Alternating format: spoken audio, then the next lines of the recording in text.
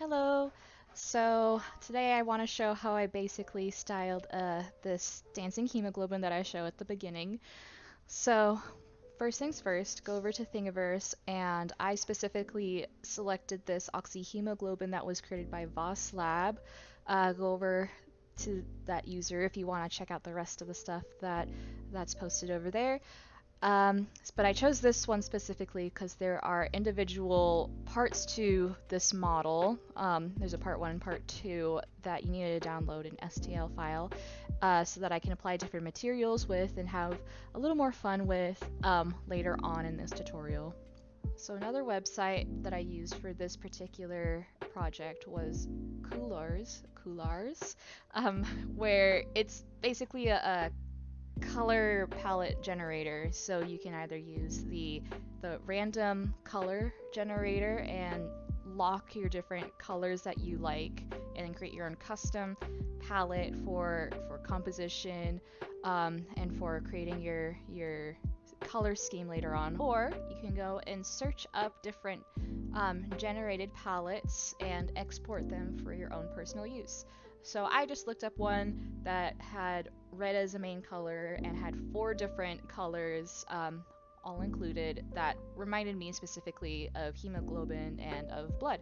So that's what I picked out, and here I am just generating the basic composition of what I want to create in Blender. Now this is what I do for, I'd like to say maybe a third to a half of the pieces that I make in Blender, because I want to have an idea of where things are laid out, what general movement I want to have, what colors, what composition I want to have before I go in and start working in a completely different setting with a whole other dimension. I'm just going to make a rough colored outline of where I want my hues and shades of red and orange to go, just so I can get a basic idea of how these colors will interplay with each other once they're applied to a material on whatever object I expect them to be. And as you can tell, I'm not being very precise with my strokes. I don't really care so much about presenting this hemoglobin with the greatest amount of detail. It's just to get a rough idea of what it's going to look like when I translate this over to 3D space. And this is generally my process when it comes to Blender pieces. Either I'll make a very quick thumbnail sketch where I don't care about any detail, I just want to know where everything's going to exist in 3D space-ish. So let's move on to the next step, and that's finding the audio that I want to make my little hemoglobin dancey dance to. So Orange Free Sounds has a lot of self-explanatory free sounds that you can download for whatever creative projects you are working on.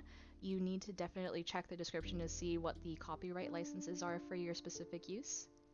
And I chose this melancholy piano music because I don't know, it sounded good.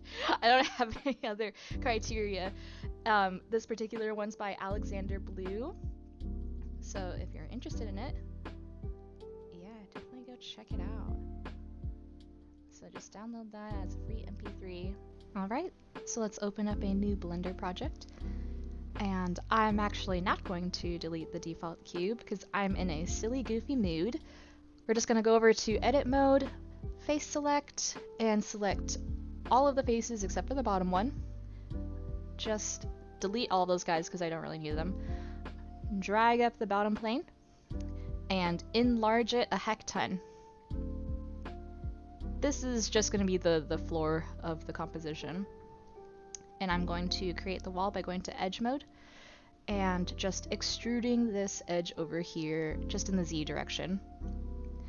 You don't have to do this, but I like the aesthetic of it. I'm just gonna bevel this corner right here and then add in a bunch of different segments of it and smooth it out so I just get a less crisp look so that it's a little more smoothed out. It looks a bit like there's no sudden wall just jutting out from this ground.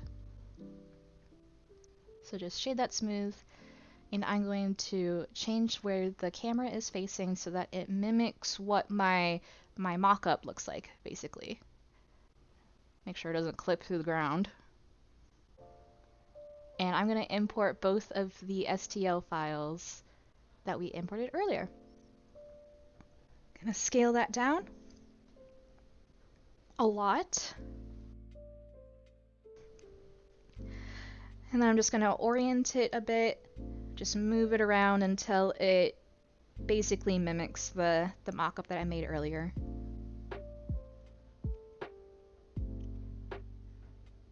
Now, of course, you can create a different composition if you want to. You can place the hemoglobin wherever you'd like. This is just what looks good to me.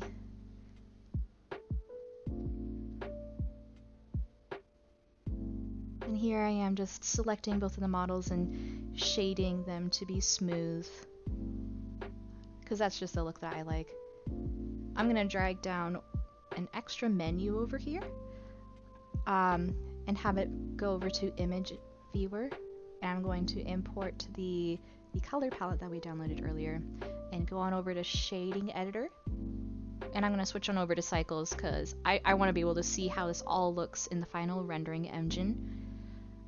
So just for fun, I'm going to go over and add an HDRI, specifically one that I downloaded from HDRI Haven, I believe. I can leave a link in the description for that. After a bit of struggling to open up another panel, and by a bit I mean a lot, I definitely cut out an embarrassing amount. So just add on a material onto that back plane, and I'm going to make it that lightest color that we have in the palette. Add on a new material for this larger mesh. Select that red-orange color that we have, and I'm going to add in a second color for the subsurface color. And crank up the subsurface a little bit so that it gives it more of like a waxy look at the end, which I think helps to more clearly define the edges and creases of the mesh. And so for that final smaller mesh, I'm just going to add in an emission node. Select that last color that we have hanging out and crank up the strength so that we can see more light emitting from it. I'm going to go over to layout mode, and I'm just going to join these two meshes together so that when we look at it in different orientations, we don't have to worry about forgetting to select one of them. I'm just going to futz around with some of the details of the materials, the lighting, each of the different settings, just to see what looks good. There's no science to this for me, other than just creating a good composition, a good color palette, nice movement, and that everything all flows together. Alright, I'm going to begin animating. So, I'm going to take this little mesh, and I'm going to add in a new keyframe, specifically rotation. Add in that first keyframe, go over to the end of my animation, and move that guy about 360 degrees, and add in another keyframe. Just see how that looks. It looks pretty good, but I want it to be a seamless like animation, so if I want to turn this into a GIF or GIF, don't get mad at me, then it's more seamless. And I really should have just taken the time to specify that this was going to be 360 degrees, but I like making things harder for myself, so I'm just going to futz around and find where this last keyframe needs to be so that it's a seamless animation.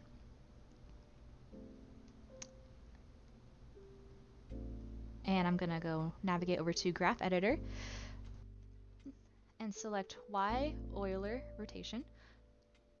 And I'm going to bake sound to curves and select the piano piece that we downloaded earlier.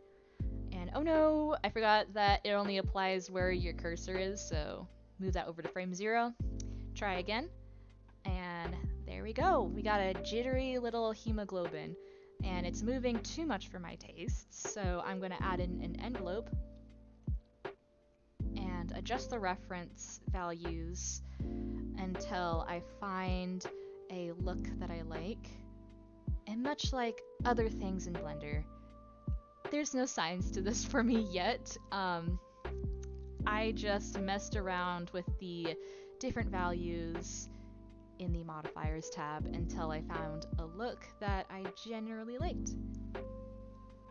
Now, I like this jittery pattern that it's moving in, the Y Euler rotation, but I think it needs a little more action, a little more movement to give it more of like a excited, happy little particle look. That's the kind of character I want to give this. So I'm going to go over to the 0th frame and add in a F-curve modifier, specifically noise, increase the scale a heck ton and decrease the strength a heck ton so I don't get a crazy amount of movement, and just futz around with those values until I find movement that I like in general that reads across as happy, joyful, like hardworking. I know as scientists we shouldn't anthropomorphize things that are not human, but for the sake of an animation you want to overemphasize certain characteristics, and that's the character that I want to bring out in this happy little hemoglobin. So I'm just going to take a general look in rendered view, and I think that looks great. I'm going to decrease the sample size, so I only have 25 samples, just so I can get a general idea of how this will look. I'm not finished with this project as a whole, so just wait for that all to render. Now it looks okay. I'm going to go over to the compositing node and add in a viewer node and also a glare node.